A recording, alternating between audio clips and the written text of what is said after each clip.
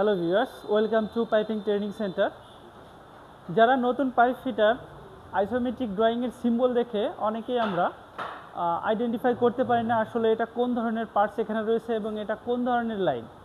তো আমরা এখানে যে লাইনটাকে দেখছি সাধারণত এটা আমাদেরকে বলে থাকি আমরা এটা হচ্ছে কি ভেন্ট লাইন, তাই তো? এটা হচ্ছে কি? তো ভেন্ট লাইনের বিশেষত্ব হচ্ছে কি, যে সকল লাইন সাধারণত দেখেন একটা ওলেট আছে এখানে, তারপরে একটা নিপিল আছে, এরপরে একটা গেট বাল্ব আছে এবং তারপরে একটা কি আছে প্লাগ। তো একটা লাইনে দেখেন শুরু হয়েছে কয়টা, মাত্র 3 থেকে 4টা পার্টস থাকবে, এরপরে শেষ। তো এটা মনে হবে কি এটা ইউজলেস। এটা কি ইউজলেস, এখানে কেন বা এই লাইনটা টানলো? তো কন্টিনিউয়াসলি কোনো লাইনের কোনো কাজ নেই, তারপরে এই লাইনটা কেন এখানে আছে? তো সামহাও যদি কখনো আমাদের যে ইয়েরা আছে আপনার অপারেটররা আছে, যদি চাই যে এখান থেকে স্যাম্পল নিতে, যদি চাই এখান থেকে কোনো স্যাম্পল নিতে, তাহলে উপর থেকে নিতে পারবে হোসের মাধ্যমে। এখানে প্লাগটা খুলে বাল্বটা অন করলে এখানে যে ম্যাটেরিয়ালটা আসবে পাইপের ভিতরে, চলমান যে ম্যাটেরিয়ালটা, সেটা এখান থেকে স্যাম্পলটা নিয়ে তারা দেখতে পারবে। ভেন্ট লাইন কখনো কখনো লাইনে যদি প্রেশার অনেক বেশি হয়ে যায় তো ওখান থেকে রিলিজ করতে পারবে। তো এটাকে বলা হয় কি ভেন্ট লাইন। তো এখানে যে সিম্বলগুলো আছে সাধারণত ম্যাক্সিমাম আইসোমেট্রিক ড্রয়িংয়ে থাকে, কখনো কখনো নিপিলের যে ডিজাইনটা একটু চেঞ্জ হয়।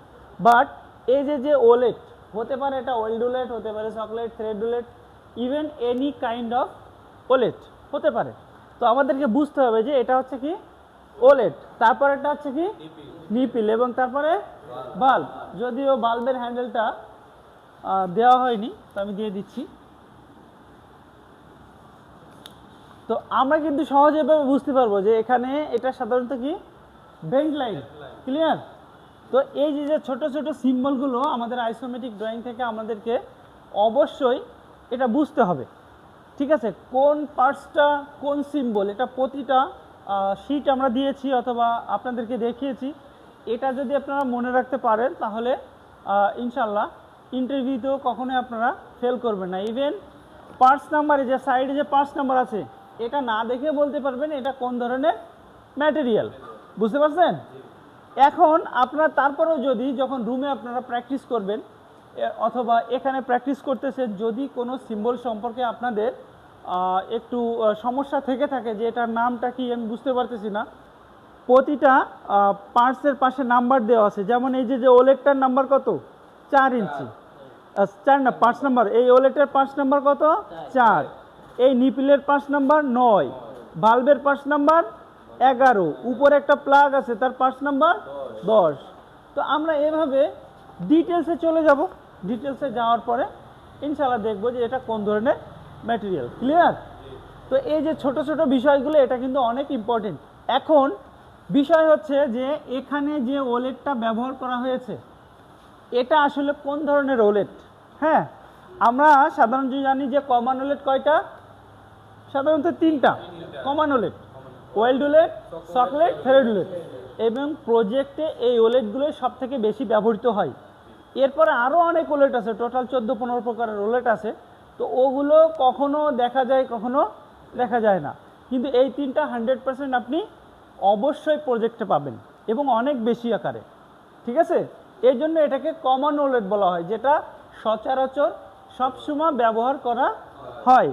তো আমরা এখানে যে ওলেটটা দেখছি, যে এটা আমরা যদি দেখে বলতে পারি যে এটা কোন ধরনের ওলেট, যদি আমাদের ইন্টারভিউতে যারা ফেব্রিকেটরে যাবে আমাদের 5 নাম্বারটা হয়ে অফ করে দিবে, এই পাশে 5 নাম্বারটা কি করবে, তখন আমরা এখানে দেখে বলতে পারবো এটা ওয়েল্ড ওলেট নাকি থ্রেড ওলেট নাকি চকলেট। কিভাবে?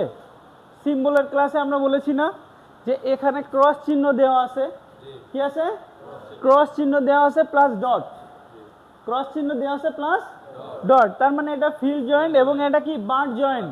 তো আমরা জানি বাট জয়েন্টে সাধারণত কমন ওলেটের ভিতরে কি হয়, ওয়েল্ড ওলেট হয়। ক্লিয়ার? কেন ওয়েল্ড ওলেটে ভ্যাবেল করা থাকে না, তো বাট জয়েন্টটা সাধারণত কি ভ্যাবেল টু ভ্যাবেল। এখানে যদি এইখানে জয়েন্টের এইখানে যদি সকেটের চিহ্ন প্লাস ইয়ে থাকতো, ক্রস থাকতো, তাহলে কি সকেটে যে থার্ড ব্র্যাকেট মাঝে ডট, ক্লিয়ার, তো এটা থাকতো। আর যদি থ্রেডেড হতো তাহলে কি শুধু থার্ড ব্র্যাকেটের চিহ্ন থাকতো। বুঝতে পারছি? তো এভাবে সিম্বলটা সবাই শেখা খুব জরুরি। ধন্যবাদ সবাইকে।